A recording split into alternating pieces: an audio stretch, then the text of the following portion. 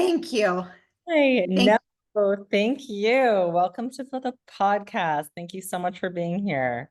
I'm so happy to be here and I apologize for the gong show and I'm grateful that you waited for me. So thank you. I want to respect your time, but I was like, I need a tea with some honey in it. Like it's just one of those crazy things. So I yes. appreciate it. Well, we'll keep it short and sweet and rest your voice. I am so grateful you're able to make time for this. And we always start the podcast with the question of how do you, Jessica, keep yourself well? This might be the perfect time to answer that question. I mean, it is such a great thing. So I actually met with, I'm really fortunate. Where are you based out of? Well, originally Saskatchewan, but I'm in Nicaragua right now. Amazing. Yeah, I'm like, you look like you're somewhere hot and humid and lovely. So I'm from Calgary and we have a really amazing longevity health and wellness clinic here that I get to be a part of. And so they have a really great approach where you work with an MD and a naturopath who are talking to each other. You're not like utilizing all these separate services. We're in Canada where we're based. Often you have to find your own naturopath and find your own doctor, and there's a shortage of doctors and it's hard to get in. And they're overworked and so there's a whole bunch of it. So I was fortunate enough to get in to see my doc and I was like, hey, I do a yearly checkup where I do a 40-point blood panel with them, as well as a body scan to look at my body fat and composition, the cortisol testing, like the full gamut. And I am really excited to report that my labs look the best they've looked. 3 years ago, I had a fatty liver. And like, I was like, what? And like, you look at me and you're like, but you think fatty liver. And I'm like, but I'm healthy. And so it was like really dialing in on all of these little areas. My hormones look good and I feel really great. And then, of course, now like I have young children and I speak for a living. So I'm on the road and in airplanes, trains, planes, and automobiles and meet hundreds of people sometimes each week. So I'm making sure that I are my best. So I went and got an IV today, a vitamin IV, because I know I'm on the road all next week. And then just being really cautious about like how I feel my body. That's a big one. So later today, I'm going to be going to pick up a green juice and making sure I got all the nutrients. And then it's like about resting. And I look at health and wellness as like four things, which is your physical, like what are you doing active? Your mental health. I do a lot of work brain health wise. I follow Dr. Daniel Amen, and I love his work. Having a gratitude practice. I look at my soul and my faith. That's a huge piece for me. I go to church. I love worship music and what I do from a meditation standpoint.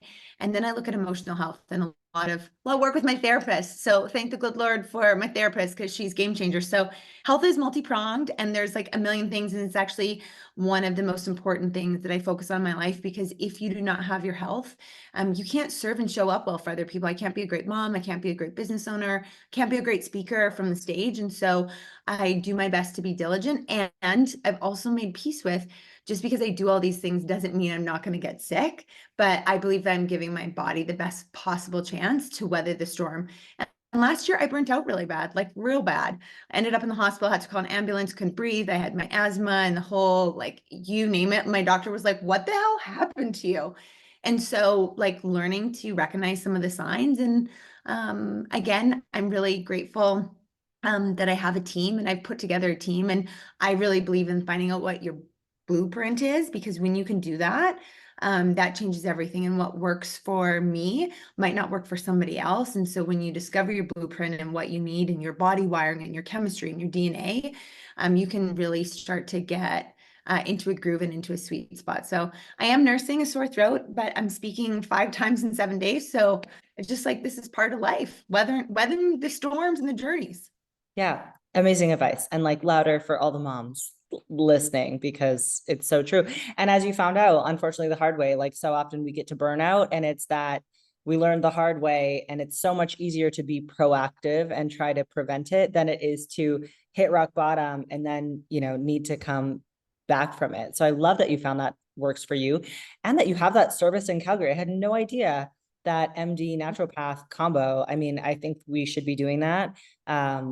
And include mental health in there. And like all of our professionals need to be corresponding. So incredible. And joy is a big part of your life. Joy is your driver. And I Yeah. can't imagine it's always easy to get to that place when you're sick, for example. So can you take me through your journey to joy?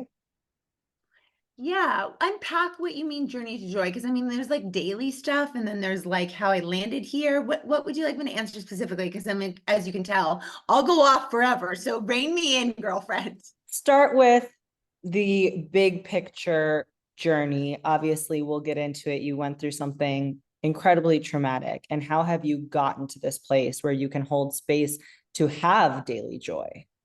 Hmm. Okay, great question. Now I know where I'm going with this. I think you nailed it on the head. And again, I was talking about trauma with my doc today and talking about, big trauma and little trauma, and we all have it. And I hate when people put things on a scale because like my life will look different than somebody else's. And so according to me and the shoes that I'm in and the bills I'm paying and the circumstances around me, this is what it looks like. And it'll look different for somebody else. But I've always been a joyful person. I love I've always been a high energy person. But this mission that I'm now known for joy really started 8 years ago, and maybe even further than that, but really clearly 8 years ago. Our second born child was about 2 months old, and we got a diagnosis after several testing, lots of, pokes and prods, and all of these different things that we had done, MRIs and CT scans and EKGs and you name it. And we finally got a diagnosis delivered to us, and they said, "We're really sorry, but your son has spinal muscular atrophy and there's no hope, there's no cure, there's no treatment. Our role will be to keep him comfortable. And we also don't believe he'll make it till his first birthday. Like he's declining so quickly." And so his body was robbed of movement. Spinal muscular atrophy means that you're missing a genetic gene. So I have a zero copy, my husband has a zero copy. We pass that on. So all of our kids have a 25% chance of having it. And when they delivered that news, and I finally picked myself up off the hospital floor after having, a pity party, bawling your face off. I don't even remember. I think I've blocked all of that out. I wish I had a video camera to be like, how long was I on the floor? What did that look like? But what I do remember is I remember walking outside and saying, I don't know how, but we're going to bring the joy to Lewiston's life. Lewiston was our son. Our daughter was 16 months old at the time. Our son was 2.5 months old at the time. And my husband looked at me like I was a wingnut. And he was like, "What are you talking about?" And I just said, "You know what? If that was me and I was diagnosed with this diagnosis and I knew that death was knocking at my door, I wouldn't want it to be a pity party." And you look at this song by Tim McGraw, like, Rocky Mountain climbing, you go skydiving, you start to just live differently when death is knocking at your door. And there's so many stories of resilience now. That's all my feed is flooded with, these incredible stories of people overcoming the odds and making the most of their lives. And so for me in that moment, I knew that we were faced with like, you have a pity party or we're going to have a dance party. And we're like, we're just going to make this awesome. And knowing that I could do that to what for me was the hardest thing I'd ever faced, a horrible diagnosis with no real hope at the end of it, besides, a hope in heaven, was okay, what are we going to do about it? And you don't get to choose your circumstances, but you sure as hell get to choose your response. And so I was like, our response is just going to be joy. And that has led me to do the work that I do now. I'm so passionate that whatever you are dealt, whatever cards you dealt, whatever circumstance you're walking through, you may not choose it. It probably isn't easy, maybe not what you wanted or what you dreamt about. You've been thrown those curveballs. Okay, if this is it, how do we bring the joy to this? And I think sometimes it's about observing the joy and seeing those little glimmers throughout the day. And sometimes I'm like, oh, this is my responsibility that I get to bring joy to this. Like you can choose to focus on all the crap, or you can shift your perspective and say, what's working? What can we celebrate? And that's what we did. And so now my life work through being an author and content creating, as well as speaking from stage, is about empowering audiences and teams and leaders to find joy, whatever they're facing, and to bring their best. Because this is short. And if this is all we got, we should go all in. Yeah. And I mean, just so much strength to even have that thought in the moment with the freshness and weight of that diagnosis. I can imagine that although setting that intention, it wasn't always easy and still probably isn't always easy. How do you navigate those tough days where it feels so difficult to find that joy? Mm-hmm. Building up an evidence bank is so huge. Like the evidence bank, because the way, and I've started to geek out on this because I wanted to understand from a scientific perspective, because I'm like, and people have asked like, well, how do you do it? And it's like, okay, here's the steps. And it's like, well, why does it work for some and not work for other people? So what's the data behind it? So for me, it's about building up an evidence bank so that you have the proof that it's possible. And when your brain doesn't know the difference between like thoughts and situations, which is kind of crazy to me when you think about that. So like when you're focused on all the things of thoughts, like what if this doesn't work out? What if the da da da? But like when you start to focus on like, oh man, my kid's dying, but we can bring the joy and we're gonna have a dance party and we're gonna enjoy the music and we're gonna celebrate with other people. So building this evidence bank so that then when it feels hard, your brain can also revert to, oh no, it is possible because we've done it before. Oh, it is possible. In this situation, we hosted this dance party and we made these memories. And you're like, oh, right. I encourage people to track their like daily, weekly, or monthly joy starters. At the end of every month, I go through my camera roll, and very practically, and it's such an easy practice, is to go through and you just search by the month and by the year. And you'll look, and I mean, Instagram only let you used to do 10 carousels. Now it's 20, but I'm like, I have more than 20 moments of joy every month. I'm like, the amount of joy is like, I'm like, there's not enough space. But it's such a great thing for me to look at, because you also have some hard things in there where you're like, I didn't get that contract, or I missed it on this opportunity, or I couldn't pay this bill and I'm behind, or whatever it is. So when, rather than focusing on the things that aren't working, I really looked at focusing on all the things that were working. And the second piece of this was having this relentless belief. And because we had relentless belief that what we wanted for our son, we were able to build community. And the community looked different than I thought it would. It wasn't our closest, nearest, and dearest friends. Often it was strangers. So, we put up a meal train and we knew we needed to eat healthy and fuel our bodies. Like being healthy has always been an important thing for me. And so we reach out to community asking for help. And I think that's a powerful tool when people are wanting to try new things or don't know. We're not wired to do it alone. So why wouldn't we call on community? And what I've learned is that it's often the people that we least expect will be the ones that help us. And what I've also learned is that when you show up with the right energy will be what you get in return. And so we've just had this outpouring. So when you want to quit, when you don't have the energy, when it feels impossible, if you've built community and you have people you can reach out, you can ask for help. Like often in a lot of the work that I do, I go through these deep, dark slumps of like, depressive thoughts and sometimes even suicidal ideation. That's something that I have to navigate with my own mental health. And when I go there, I don't suffer in silence. I reach out. I have a community. Okay, yes, my therapist, but also just letting my friends know, hey, I'm in a dark spot. I'm not okay. And then they're like, oh, you're not getting back to us because you're a dick or you're too busy. You're just actually not okay. And then people will check in on you and show up.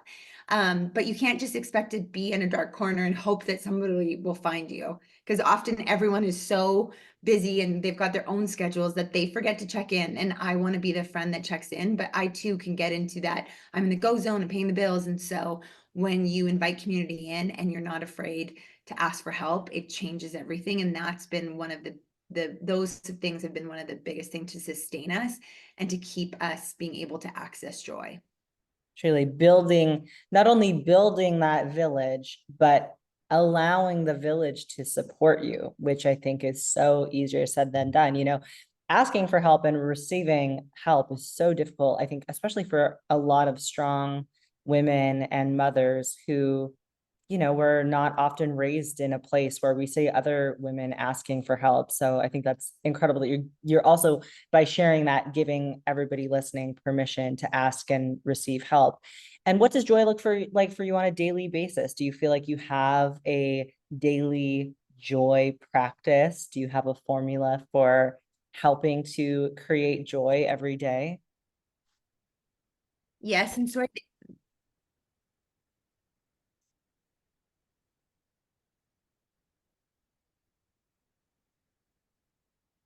Oh, sorry, sorry. it's cutting out really bad, and I don't know if it's me or if it's you. So hopefully I'm answering the question right, and I can hear you. Okay, are you clear? Can you hear me? Okay, You're you're perfect on my end. frozen. Oh, shoot. Ah, I'm sure it's on my end. Yeah, it seems totally clear on my end. weird. Okay, you're totally cutting in and out. So fingers crossed that this is going through. Okay. But the question was like, like my daily joy practice, and like, Yeah. what does that look like to incorporate that? I mean, so if you're showcasing this, or, you know, if people are just listening to this, visualizing, one of my things is having a hot cup of coffee. Now I've got tea in this mug right now, but I have these amazing mugs that a local potter made here in town. I just love her work, and coffee tastes better out of them. So for me, a daily day practice is having a hot coffee. Like, that's just something that I really look forward to. Even daily showers. And I know that sounds ridiculous, but showing up as the best version of myself is a huge thing for me that helps me access joy. I'm not like, I always tell people, I'm like, get up your sweatsuit and put on your best. Like, put on your power shoes. Like, what makes you stand up taller? And I'm not saying that you have to wear a 3-piece business suit and 4-inch heels, but I'm saying, like, what is the thing that, like, when you look in the mirror, you can stand with confidence? That's how I access more joy, is taking care of myself. I look in the mirror and I like what I see, because I'm working really hard on that intentionally. And then there's little things like, what brings me joy is sending encouraging notes to friends that pop up, people that I love. Hey, girl, just letting you know, thinking about you. One of my favorite questions to ask is, what's a win that I can celebrate with you from this week? Like, just how cool is that? Where you're getting people to work on their evidence bank of what is working, and you can cheer them on as a friend. So, cheering other women on, especially, is something that brings me so much joy. And then, like, I've carved out a life where I really love doing what I do. So I get excited to sit at my desk and send emails. Yes, I still get overwhelmed, and there's tons of things that I suck at and I need improvement on, but I've built a life that I'm excited to show up for. And that, I think, helps me access joy. And then there's all these little things like having silly dance parties in the kitchen, and doing sweet and fun things for the kids. And in our daily life, making my bed, that brings me joy, because when I walk into my room, having that be a calm state. There's all these little things, lighting a candle so the house smells great. There's all these like little micro moments that I'm just like, gosh, yeah, that's awesome. I'm so grateful I get to do that. And that the last thing would be is having a gratitude practice. And a huge part of that is building the evidence bank of what is working in my life. Amazing. And amazing actionable advice that anyone can do, no matter how busy. And we know through the science of gratitude that when you ask those questions and cheerlead someone else on and do, act of kindness for someone else, it fills our own cups as well. And I can only imagine just how helpful this mindset was, not only for you to move through, this incredibly difficult process, losing your son, but for your other child and your partner as well, like having to keep another tiny human alive and thriving during that time. I can only imagine how much that joy helped. So you had 179 days with Lewiston, and why don't you tell us about him and what those days looked like? Man, it was wild. You've done your homework, so kudos to you for knowing. Yeah, and I always say that, like, looking at things like, what if I only had 179 days left? That was how many days our son Lewiston got here on Earth, which was amazing and also so hard and challenging. Lewiston was this sweet little baby that, I mean, literally, I delivered him. It was 3 pushes. I delivered him at 8:55, and I was at home eating pizza the same night on my couch watching playoff hockey, sitting on a padsicle. Like, I'm also a little bit of a beast, so I went into beast mode, but also just like, he was just like this easygoing kid. Then he got colicky, and that was like, I actually, the way that we found out that he was quite sick was because he was colicky, and I took him in to see a chiro who notices labored breathing. If you've ever held a newborn baby, it's not, they sound so weird. They're like aliens. It's crazy. And so I hadn't even noticed signs of him starting to decline. I think partly because I had 2 kids that were 13 months apart, and you're just in like, change a diaper, get a snack, do a nap, change another diaper, grab another snack, clean up, do a nap, change a diaper. Like, that was that world. And so I wasn't even that tuned in, which is wild when I think about it. But loving him was absolutely crazy, but so amazing. And even some of my friends and these strangers that have now turned into friends that got the opportunity to meet him said there was nothing like looking into his eyes. It was like looking into like an old man's soul, and he would just suck you in. Like, the nurses fell in love with him. Anyone that walked into the room, you just knew that there was something different about this kid. And I think it was part like just so much peace.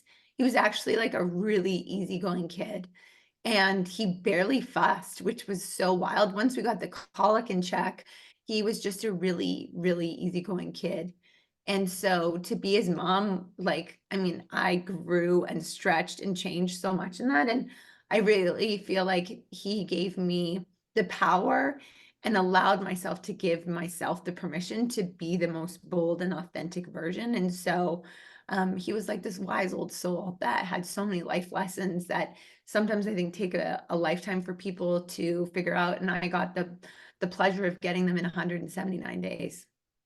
Beautiful. And I'm sure you're still taking them after that experience. You know, grief is something that is always present in some form.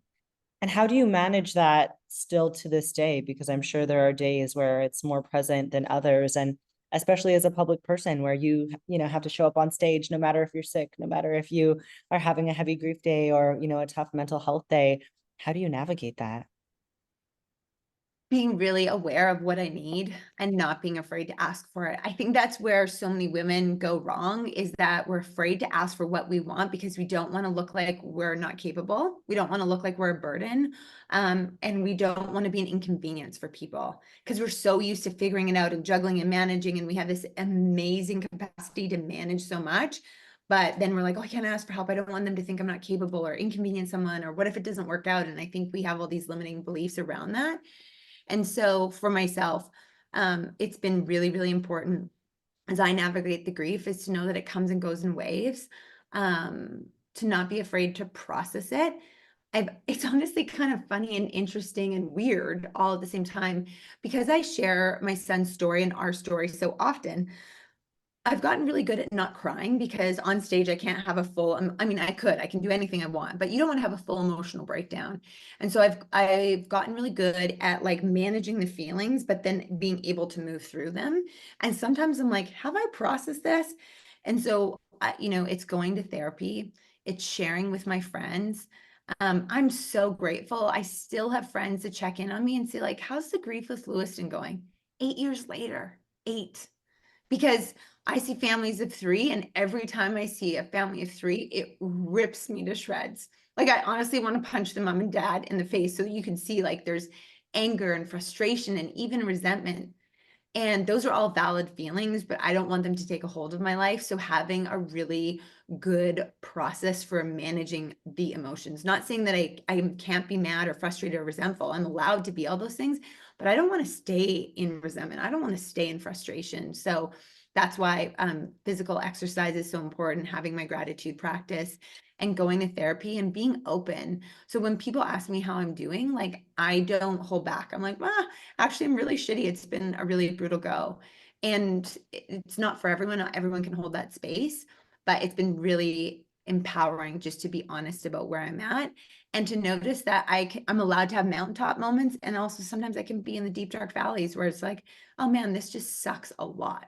Yeah, I am really happy to hear you give yourself that permission because I can imagine that if I were in your shoes, I would feel almost a sense of pressure is like, okay, joy is my thing. And I all, you know, not that this is what you preach, that every moment has to be joyful, but that there would almost be some sense of pressure to like, okay, I am the person who's known for joy. Like it always has to be there, which is obviously, you know, even the most perfect person in the world can't hold that all of the time, you know? So allowing that space for the ebbs and flows. So any other practices that you use? Like I know you mentioned meditation briefly, journaling, any other modalities that you kind of recommend and are part of you keeping in this headspace?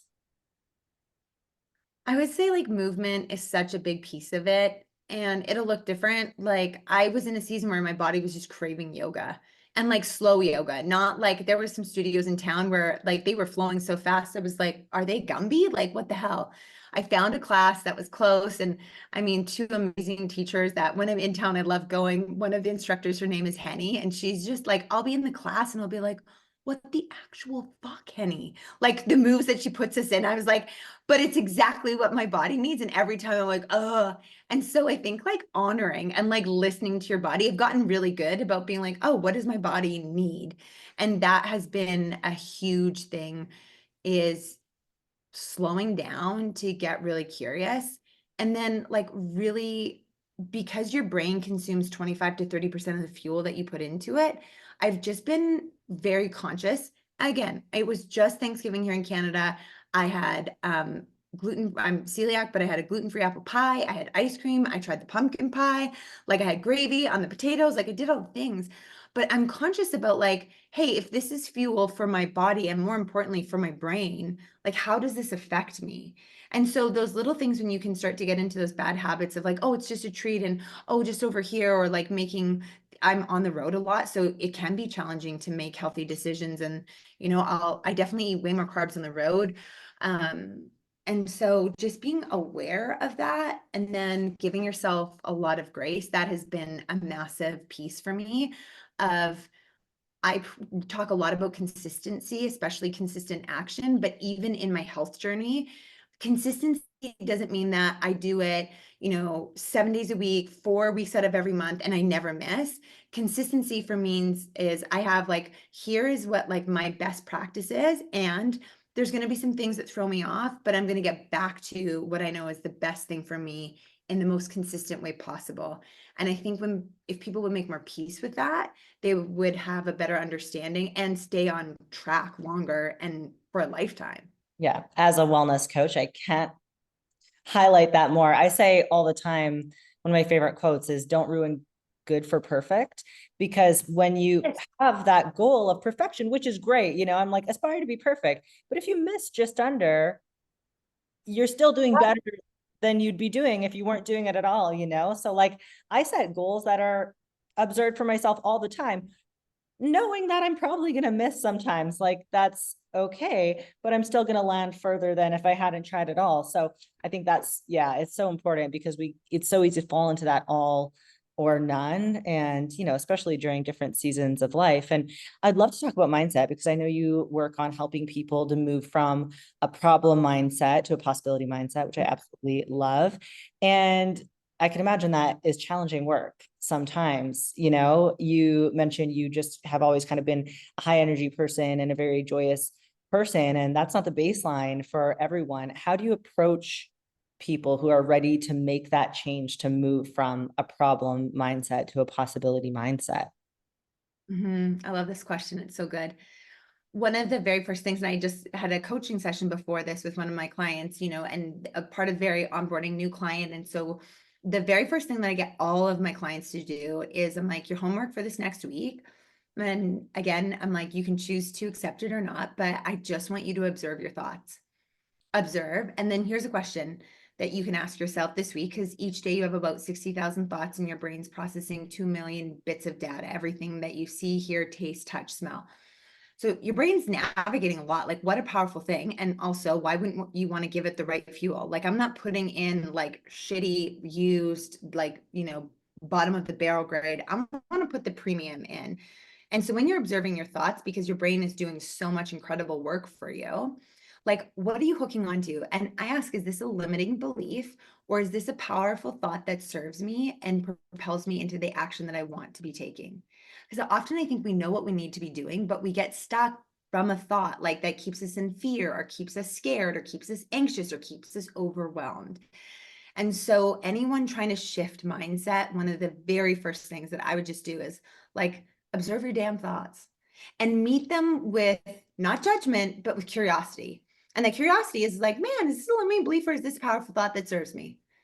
And it's like really easy. Like, go look in the mirror and see what your brain offers you. My brain was like, oh God, you still got cellulite on your thighs. Limiting belief or powerful thought? It's limiting. It's like makes me feel like shit. And when you think a thought, it makes you feel a certain way. So my brain isn't going to stop necessarily thinking that thought, but I'm not going to make that my default setting.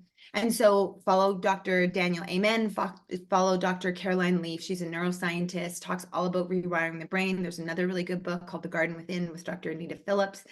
Like, I've really started to dissect some of this work, and it's like, oh, you can plant a seed, you can plant a new thought, and it can grow, but it takes about 63 days to then have that as your new neural wiring.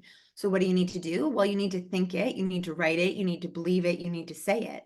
And so I struggled for a long time with it. I was always shitty with finances. And I had all the evidence. Like, your brain can go and find all the evidence, right? I was like, you're in debt, your credit cards are maxed out, like all these things.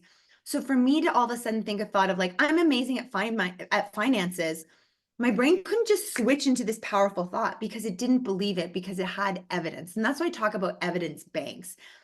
So rather than saying, I'm amazing in finances and I figured it all out, I started saying, I'm learning to be good with finances.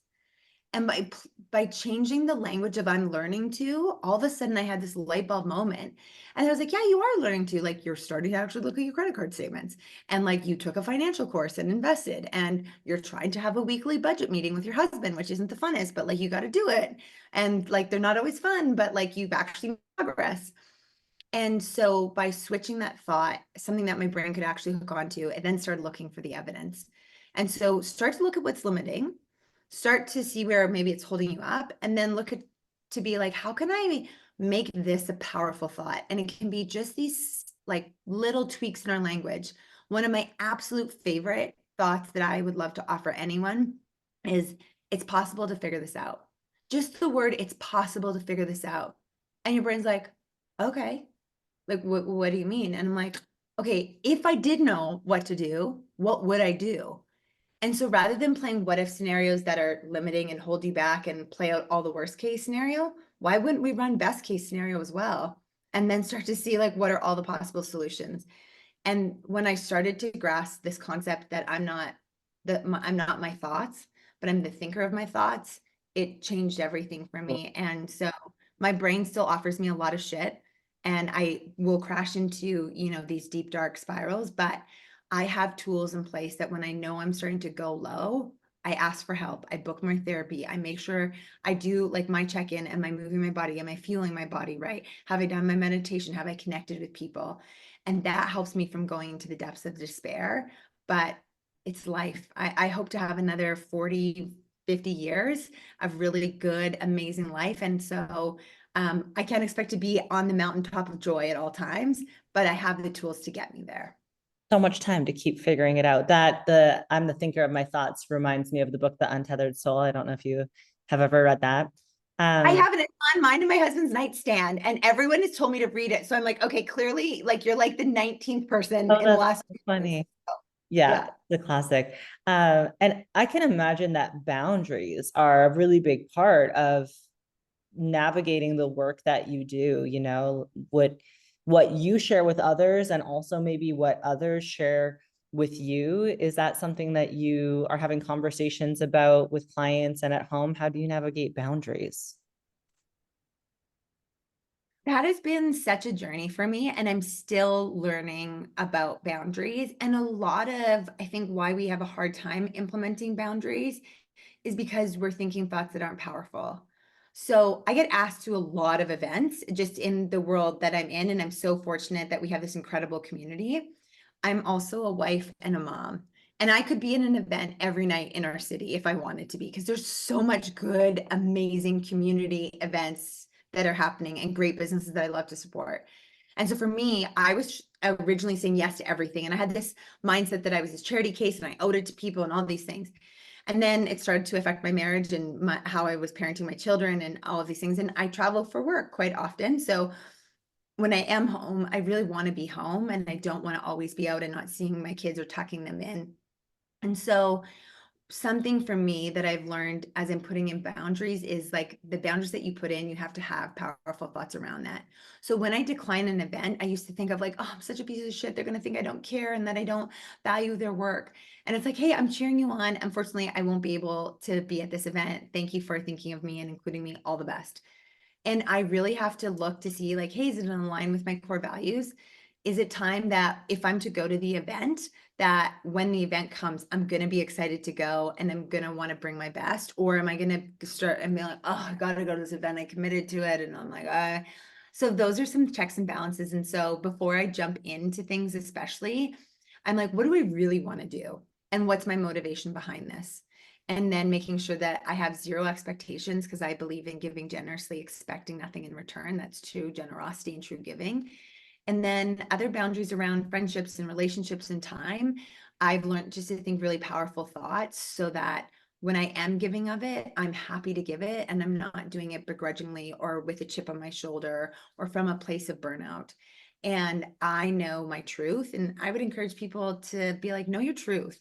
If you aren't able to do it all, that's okay. And if the other person doesn't understand, it's not their job to understand, but it's your job to understand and like your reasons. And I always say, like, they don't know what I'm walking through. Even though you see glimpses of my life on social media, you don't know it all. So I'm like, unless I'm paying your bills, living your life, sleeping with your husband, tucking in your kids, zero judgment from me here. And that's how I hope other people treat it. And I really believe that just because I'm saying no, or I have a protective, a protective boundaries in place for my time, doesn't mean I don't care, or I'm not somebody that wants to be a helper. Yeah. I can't imagine how difficult, you are balancing much more than me, and I struggle with boundaries all the time. And something that I've learned the more that I delve into this is people who also have boundaries and understand boundaries really respect them. I'm so grateful when someone, sometimes it's humbling, but I will always respond with gratitude if someone is confident enough and trust me enough to set a boundary with me, because I had a boundary specialist on the podcast, and I think the quote was that boundaries build bridges instead of put up walls. And Yes. and so now I try to think of it like, okay, take the little maybe ego sting if it's something personal, but then Yeah. respond with the gratitude of you sharing that with me is allowing this relationship to continue in a healthy way, because this is what you need. Thank you so much. And also, you've set a boundary, and that reminds me, like, oh yeah, I need to also set boundaries, and I can do that. So that's incredible. And I want to talk about the foundation, because what you've accomplished and are accomplishing is just incredible. And the Love for Lewiston Foundation has an amazing mantra, which I'm a sucker for. I love a good mantra motto. Choose movement, bring joy, spread love. Tell me about how you got there and chose that specifically, and just what the life of this foundation has been. Mhm.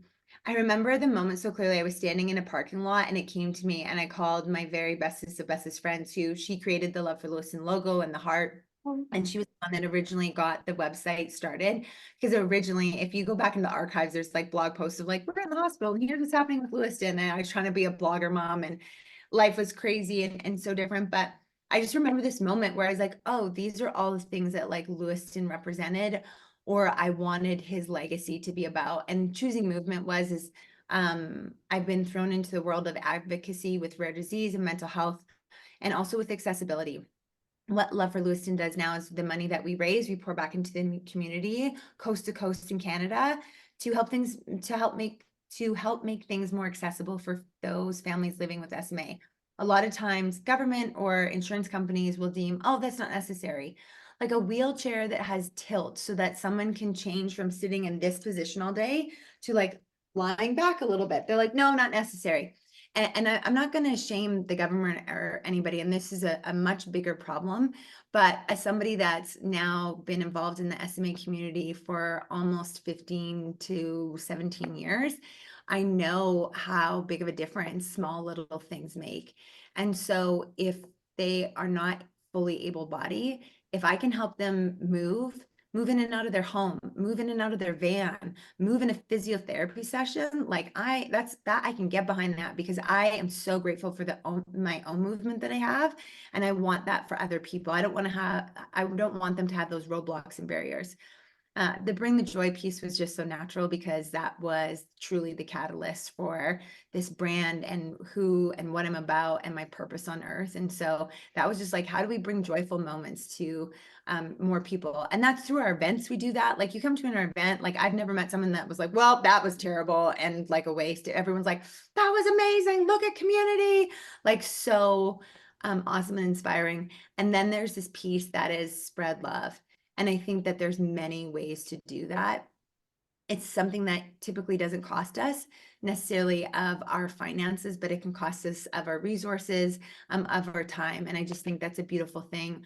And I believe if we did those things more often, we would really start to see the change in the world that we would want to see, where we'd have that big impact. And so it's simple.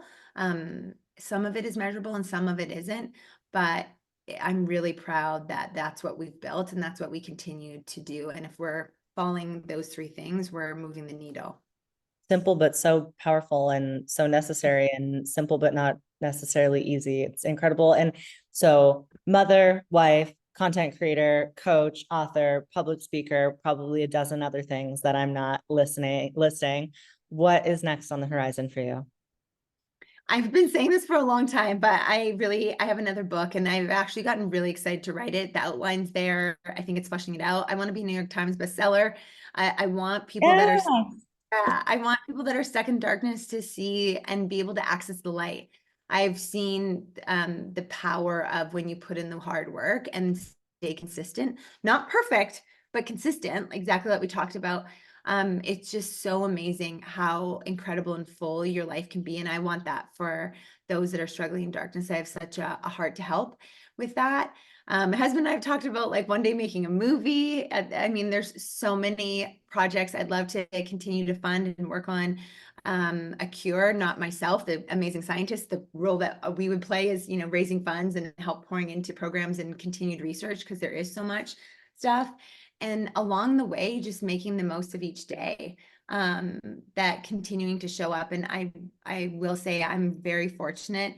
Like I wake up and I'm like, the things that I dreamed about doing 10 years ago, I'm doing. And how cool is that? And I get to earn a living from it and a good living. And my goal is to be one day the person that can just write the checks and fill the gaps, without even blinking and with having enough money in my bank account to clear it. And so I'm just going to keep doing what I'm doing and keep dreaming really big and just putting in the work because I've learned that it's usually the time frame that f's us up, and then we're like, oh well, it didn't happen. Like I wanted to have this book done by the time I was 40. I want to be a New York Times bestseller. Now it's like I'm like, okay, just because it didn't happen by the time I was 40 doesn't mean we quit. We just keep going. So I'm learning to like just embrace like I'm gonna just what do we got for today? And I dream really, really big. And I have this other cool program. I mean, I have so many dreams. I have this other like nonprofit business idea to help kids in schools learn that like there isn't just your typical be a teacher, doctor, lawyer, firefighter, policeman. Like what I'm doing now wasn't even invented. If you were to say, oh, I'm going to be a content creator, influencer, have my own like, following and basically like a mini TV show in the palm of your hands, people would have been like, no, you're not. And so I just want to impart dreaming big to future generations and knowing that like you don't have to be born into a certain type of family or a certain community to make big impact. Anything's possible. So that's Brilliant. some of the, yeah. Brilliant. Yeah, just a few small things. And for everyone who wants to follow along that journey, where can they find you? JessicaJanzen.com is my website. No, not .com. JessicaJanzen.ca. Sorry, I'm losing my loonies. Loveforlewiston.ca or .com. We own both of those domains. And then connect with me on social media. I'm on LinkedIn and Instagram, the Jessica Janzen. And I have a book on Amazon. You can, it's also on Audible. I read the whole book and it's a really fun light read. So if you're looking for something to get a kick in the pants and to talk more about joy, that's a great place to get connected with some more of my messaging and give you the full scoop on my Costa Rican lover and how I met Hot Ronnie and where we are today. Oh, I'm curious just about that, being in Nicaragua. Okay, thank you so much, my dear. We are so privileged to have you. Thank you for sharing your wisdom and joy with us. And I can't wait to see what's next. Thank you. Thank you so much for having me.